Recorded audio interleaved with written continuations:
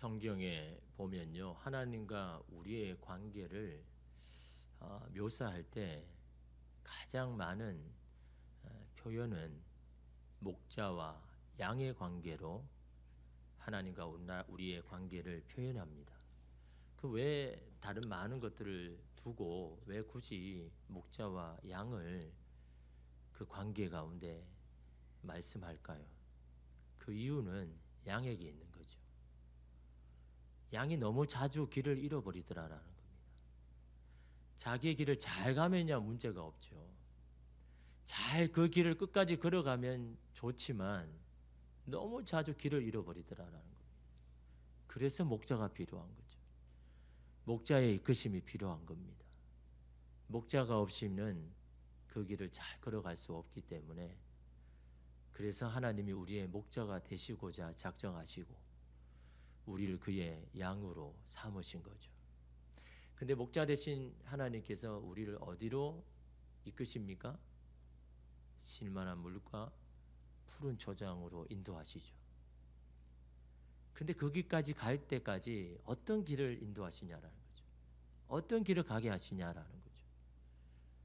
그 길을 거쳐야 푸른 초장, 쉴만한 물가로 가는 거죠. 그 길을 거치지 아니하면 갈 수 없지 않습니까? 어떤 길을 여러분의 삶 가운데 거기까지 가도록 가게 할까요? 그 길은 빠른 길이 아니라 사는 길로 인도하시더라라는 겁니다. 사는 길요.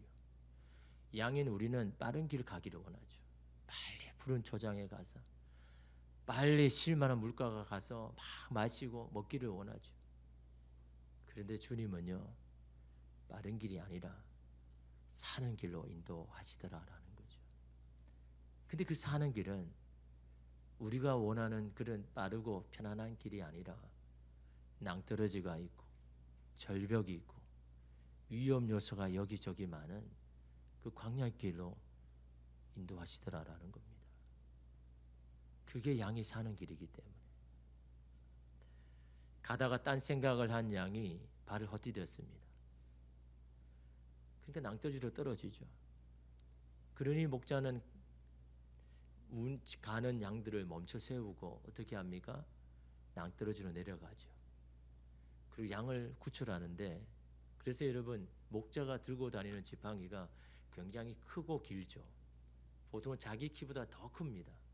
불편한데 왜 그런 좀 작은 지팡이 가져서 막 이리저리 하면 되잖아요. 왜 자기 키보다 더 큰 지팡이를 들고 양들을 이끌까요? 그래서 여러분, 그 지팡이를 보면 윗부분이 이렇게 굽어졌습니다. 밑에는 그냥 일직선으로 뚝 되고, 다 필요하기 때문에 그런 거죠. 낭떠러지에 떨어져서 낭떠러지 붙잡고 내려갔는데 저 밑에 있어요. 손이 닿지 않아요. 뭐 어떻게 합니까? 지팡이 앞부분 굽어진 것을 가지고 목을 딱 채워가지고 끌어올리는 겁니다. 왜냐하면 양이 그걸 잡을 수 없잖아요. 그래서 그 고리로 목을 딱 채워가지고 올려서 다시 살리죠. 그 시간이 지쳐야 되는 겁니다. 다다를 쯤에 이 양들을 습격하기 위해서 늑대떼가 막 옵니다.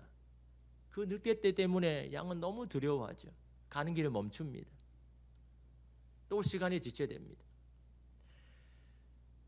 이때 목자는 어떻게 합니까? 양들을 안심시키고 막대기, 다시 말하면 이 막대기를 돌려 하는 겁니다. 그 고리를 가지고 목대를 안 하죠. 돌리면 몽둥이가 되잖아요. 그러면 이제 이 돌려가지고 긴 막대를 가지고 멀리서부터 막 쫓는 거죠. 하나씩 하나씩 다 쫓고. 그래서 비로소 늑대들이 다 도망을 가면 또 시간이 지쳐야 됐잖아요.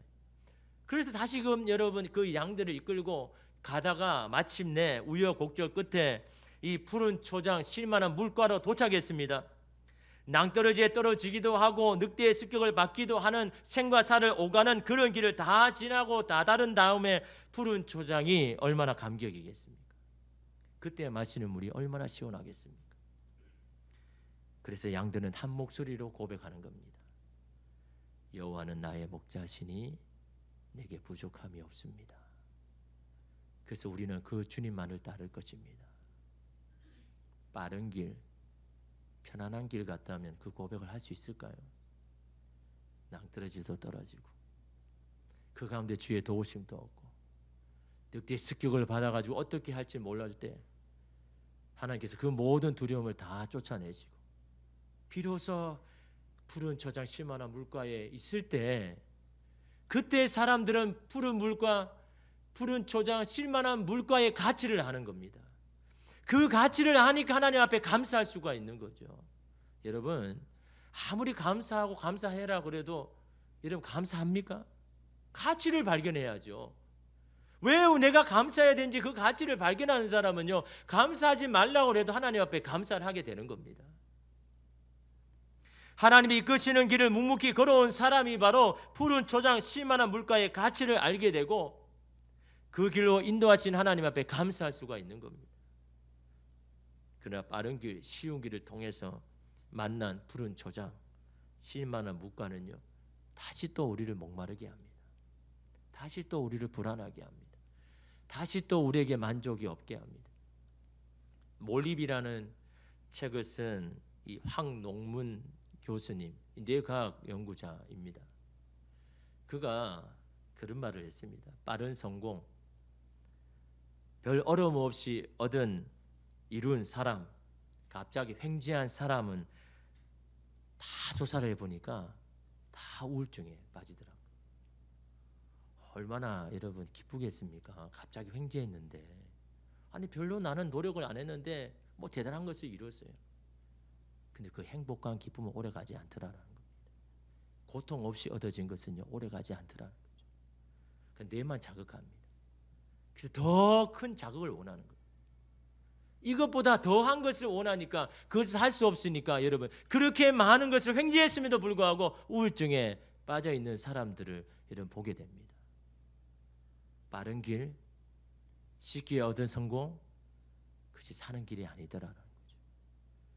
그래서 하나님 뭐라고 합니까? 그 길은 너희를 실족하게 하는 길이다. 넘어지게 하는 길이다. 그래서 하나님 우리를요 사는 길로 인도하시는 겁니다. 그것이 잠시 시간이 지체돼도 힘들어도 돌아가도 그것이 사는 길이기 때문에 이 시대는 빠른 길을 원합니다. 우리는 모든 것이 맞아떨어지는 빠른 길을 원합니다. 그것이 성공의 길이고 우리의 소원을 성취하는 길이다라고 믿습니다. 그러나 하나님은 그 길은 실족하게 하는 길, 넘어지게 하는 길이라고 말씀합니다. 그러기에 우리에게 빠른 길이 열리지 않는다고 낙심할 필요가 없습니다. 하나님은 빠른 길이 아니라 사는 길을 우리에게 인도하시고자 원하시죠. 오늘 말씀은 감옥에 갇혀있는 세례 요한이 예수님이 하신 일들을 들었습니다. 그리고 제자들을 보내는데 이 세례 요한의 지금 마음이 어떨까요? 2절에 보니까 요한이 옥에서 그리스도께서 하신 말을 듣고 제자들을 보내요. 하신 말씀을 들으면 너무 기뻐해야 되잖아요. 예수님 지금 뭐 하고 있습니까? 세리와 죄인들과 식사를 하고 교제를 합니다. 과부의 아들을 살립니다. 여러 병자를 고칩니다. 그런데 정작 자신의 친족이며 예수의 앞길을 열어준 세례 요한 자기 자신은 감옥에 있음에도 불구하고 무관심하다는 겁니다. 이런 불만과 회의가 든 세례 요한이기에게 다시 그 제자들을 보냅니다. 누구에게요? 예수님에게. 그래서 이름 3절에 보면 예수께 여짜오되 오실 그이가 당신이오니까 우리가 다른 일을 기다리오니까. 오실 그라는 표현은요 메시아라는 거죠. 이 땅을 구원할 그리스도를 말할 때 오실 그라고 표현합니다. 다시 말하면 세례 요한의 제자들에게 전한 말이 무슨 뜻입니까? 당신이 정말 메시아가 맞습니까? 우리를 구원할 그리스도가 맞습니까? 아니라면 우리는 다른 사람을 기다리겠습니다. 참 이해할 수가 없죠. 다른 사람이 그런 말을 했다면 이해가 되잖아요. 근데 세례 요한이 이런 말을 했다면요 도무지 이해가 안 되는 겁니다. 그는 어떤 사람입니까? 자기가 앞장서서 예수를 보면서 저분은 너 세상 죄를 지고 가는 어린 양이고 하나님의 아들이고 메시아다라고 그렇게 선포한 사람 아닙니까? 그런 세례 요한이 당신이 정말 메시아 맞습니까? 그리스도 맞습니까?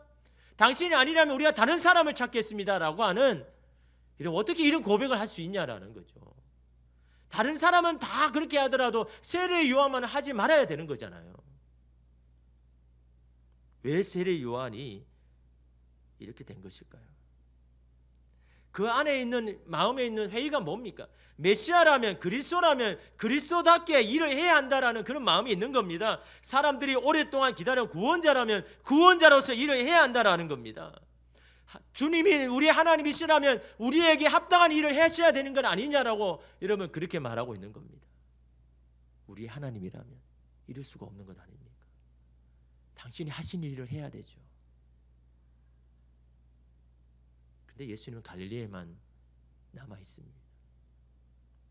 거기에 머물면서 죄인들, 약한 자, 병들 자들과만 교제합니다. 예수님이 구원자라면 갈릴리에 있어야 될 게 아니라 소망이 없는 땅에 있어야 될 게 아니라 예루살렘에 있어야 되는 것 아닙니까? 바리새인들을 당신의 편으로 만들고 제사장과 서기관들을 힘을 덧입어서 헤로드 왕과 로마를 향해서 대항하는 그런 메시아가 되셔야 되는 것 아닙니까? 우리처럼 이렇게 주님을 위해서 일을 하다가 감옥에 갇힌 자, 그런 자들을 구원해 주시고 감옥에서 나오게 해야 되는 것, 그분이 메시아 아닙니까? 구원자 아닙니까? 근데 왜 이렇게 무관심합니까? 세례 요한이 이렇게 생각을 갖추게 한 것은요, 그것은 바로 오랜 시간 감옥에 갇혀 있었기 때문입니다.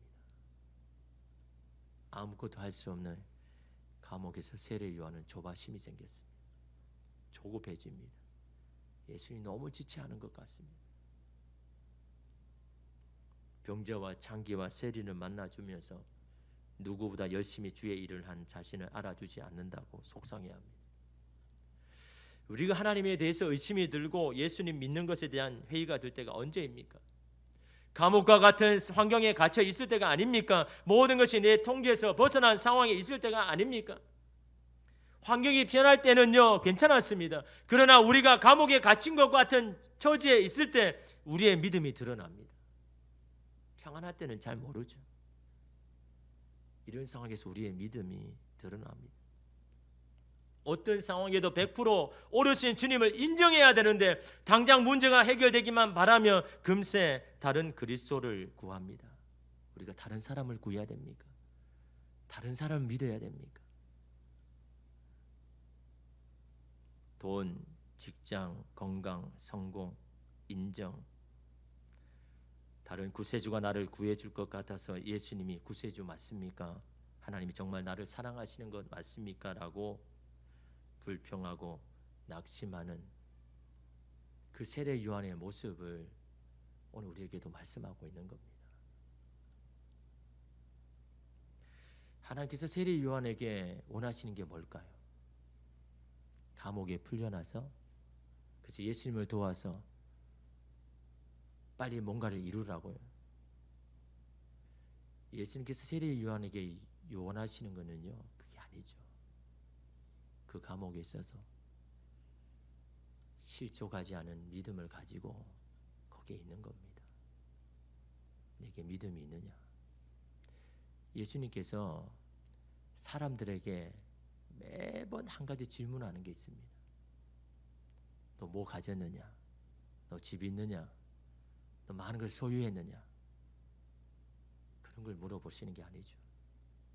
네 믿음이 어디 있느냐? 너의 믿음이 어디 있느냐? 너는 믿음이 있느냐? 예수님께서는요 그 한 가지 질문하는 겁니다. 너 지금 이렇게 많이 흔들리는데 도대체 너는 믿음이 어디 있느냐?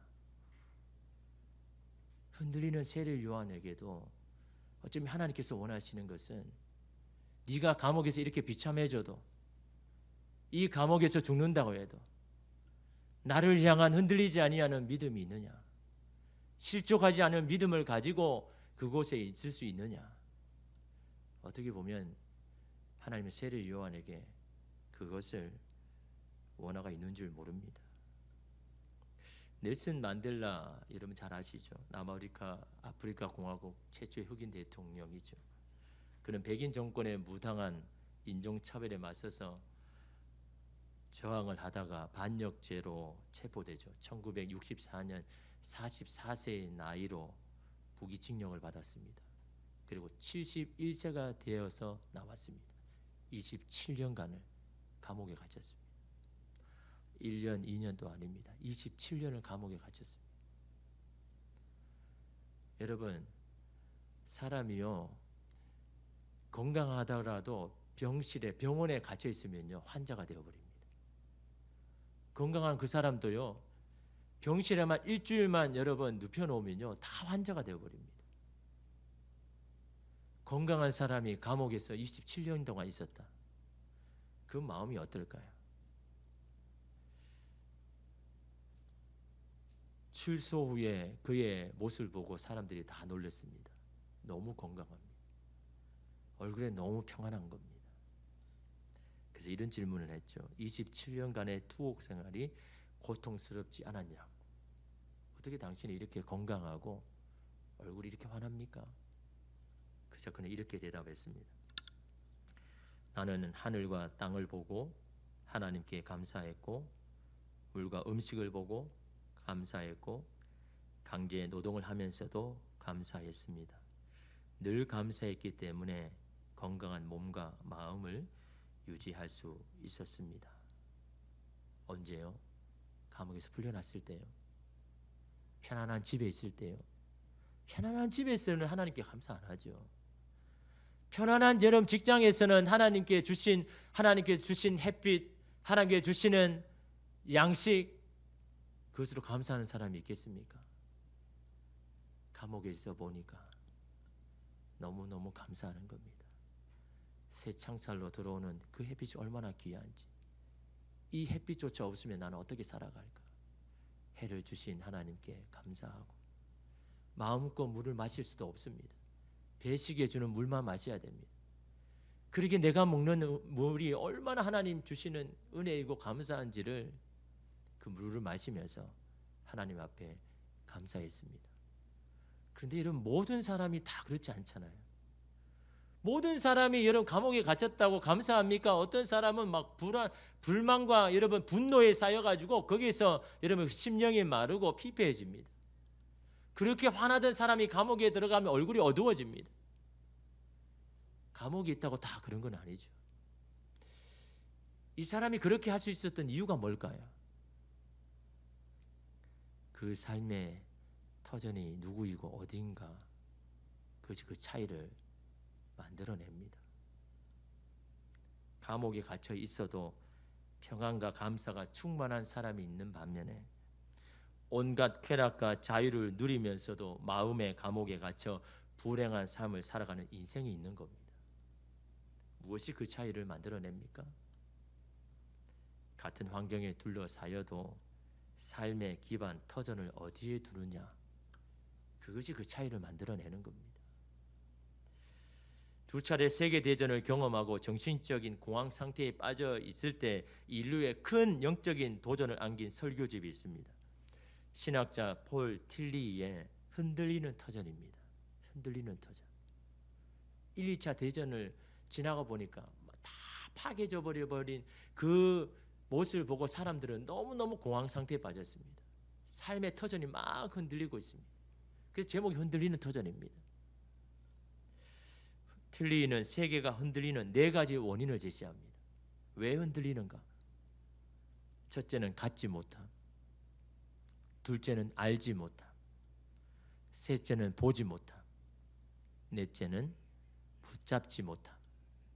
다시 말씀드릴게요. 첫 번째는 갖지 못함, 두 번째는 알지 못함, 세 번째는 보지 못함, 네 번째는 붙잡지 못함.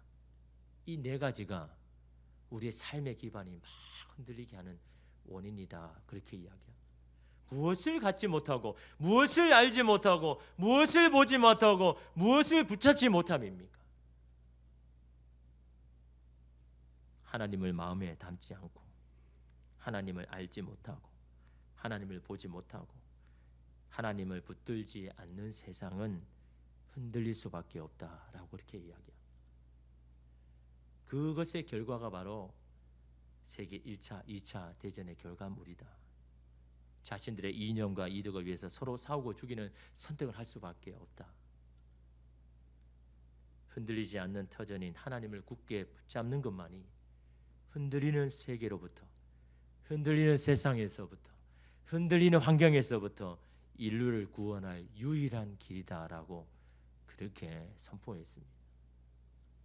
흔들리는 세상에서 흔들리지 아니하는 비결은 바로 하나님을 붙들며 사는 것, 하나님을 보며 사는 것, 하나님을 알며 사는 것, 하나님을 가지며 사는 것. 이것이 흔들리는 세계에서 흔들리지 아니하는 길이다라고 이렇게 말씀합니다. 우리의 삶의 터전은 어디에 두고 있을까요? 저와 여러분의 삶의 터전은 어디에 두고 있습니까? 그것은 그 사람의 우선순위를 보면요, 확연하게 드러납니다. 그 사람의 우선순위가 어디에 두고 있는지, 그것이 그 사람의 삶의 터전입니다. 기반입니다. 흔들리는 것을 기반으로 삼고 있는 사람은 흔들릴 수밖에 없죠.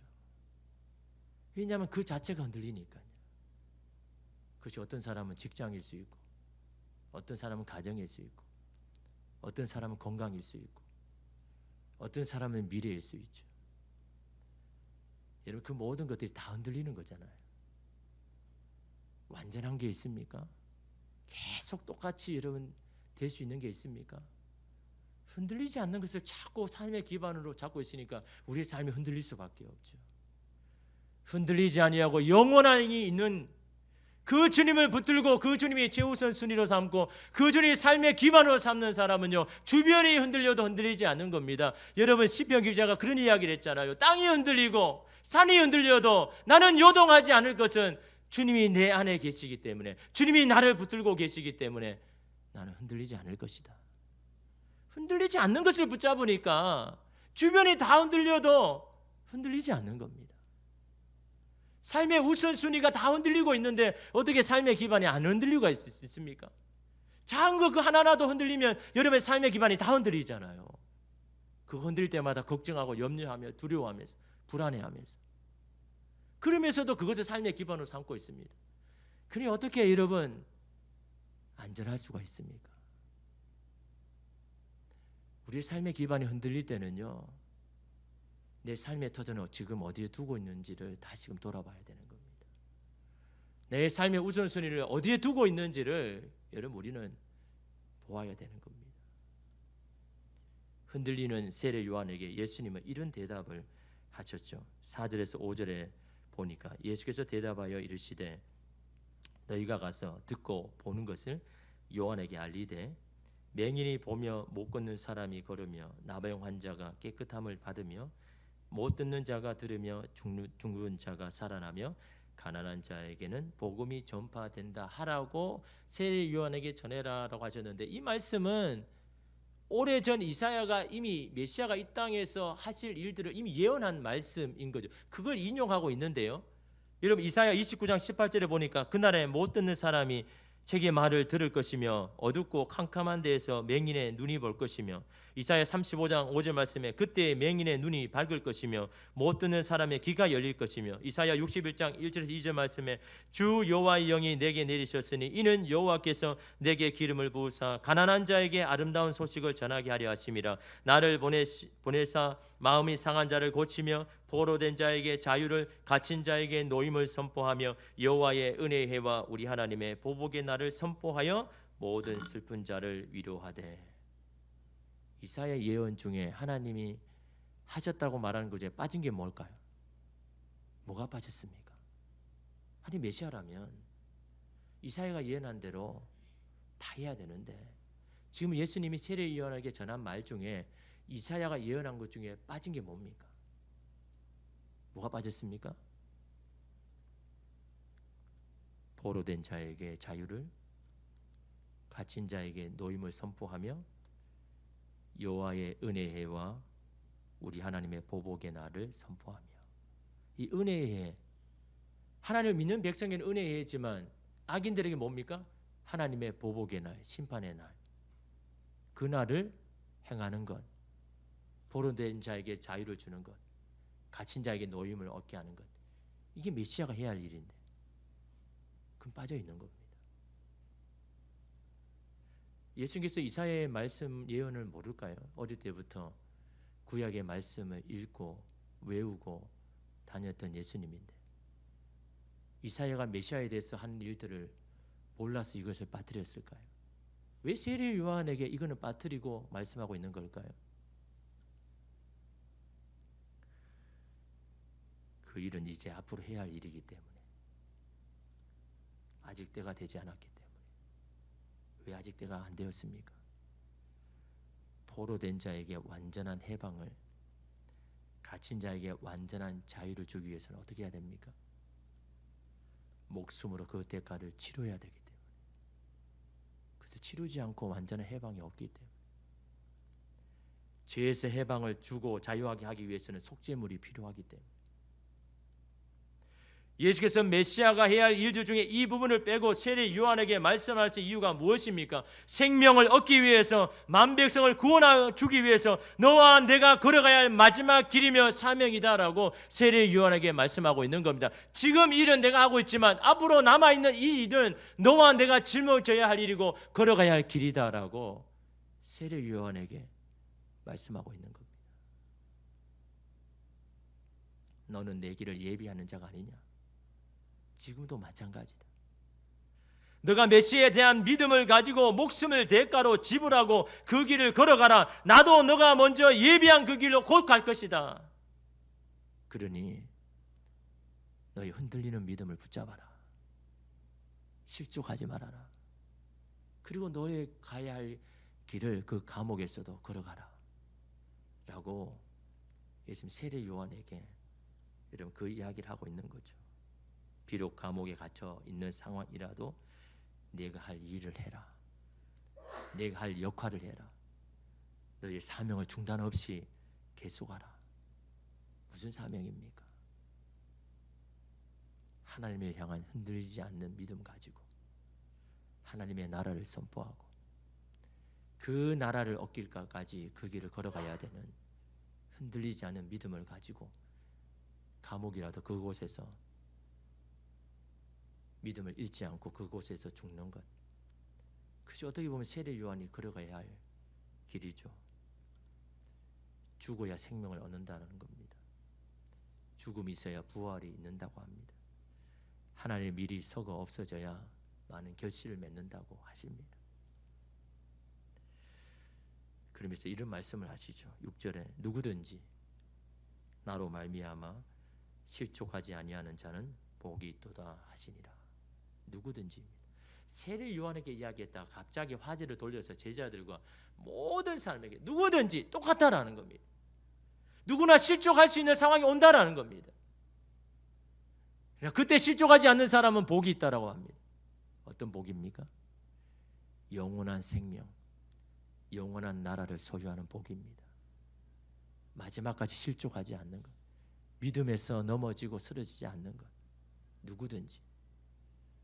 누구로 인해서요? 나로 말미암아 실족하지 않는 사람이에요. 다시 말하면 예수님이 하시는 일 때문에 믿음에서 미끄러지지 않도록 해라라는 겁니다. 예수님께로 말미암은 게 뭡니까? 지체되기도 하고 늦어지기도 하고 내 뜻과는 반대로 가는 것처럼 보여도 그것 때문에 실망하고 실족하지 말라라는 겁니다. 실족하지 않고 그 길을 끝까지 걸어가는 사람에게는 복이 있는 사람이고 하나님의 나라를 소유하게 될 것이라고 말씀하는 겁니다. 이 실족하다라고 해당하는 헬라어는요, 길 가는 도중에 만나게 된 것에 부딪혀 넘어지다. 길을 가던데 그 도중에 부딪혀 넘어지는 것을 만나는 때가 있다라는 겁니다. 그것 때문에 걸려서 비틀거릴 때가 분명히 있다라는 겁니다. 그게 실족이죠. 흔들리고 비틀거려도 넘어지면 안 된다라는 겁니다. 마음 붙잡고 믿음 붙잡고 계속해서 걸어가야 된다라는 겁니다. 그래야 복이 있는 사람이 된다라고 예수님은 누구든지입니다. 그 말은 누구든지 실족할 수 있는 상황이 온다라는 겁니다. 누구든지 여러분 흔들리는 상황이 온다라는 겁니다. 그럴 때 마지막까지 믿음 붙잡고 가라는 겁니다. 그러기 위해서는 어떻게 해야 됩니까? 주 안에서만 우리의 영혼이 안전합니다. 주님 안에서만 우리의 영혼이 평안합니다. 아무리 여러분 주변의 늑대들 우리를 달려들고 우리를 두렵게 해도 복자 되시는 주님 안에 있으면요 안전합니다. 평안합니다. 여러분 오늘 우리의 영혼이 날마다 주님 안에 머물기를, 흔들릴수록 주님 안에 머물기를, 주님을 붙잡기를, 주님을 알기를, 주님의 같기를 원할 때 우리의 삶의 기반은 흔들리지 아니하고 요동하지 아니하고 그 주님의 뒤를 따라가는 줄 믿습니다. 오늘 이곳에 오신 여러분 모두가 흔들리지 않는 믿음 가지고 끝까지 주님 앞으로 달려가는 저와 여러분 되시기를 주님의 이름으로 축복합니다. 기도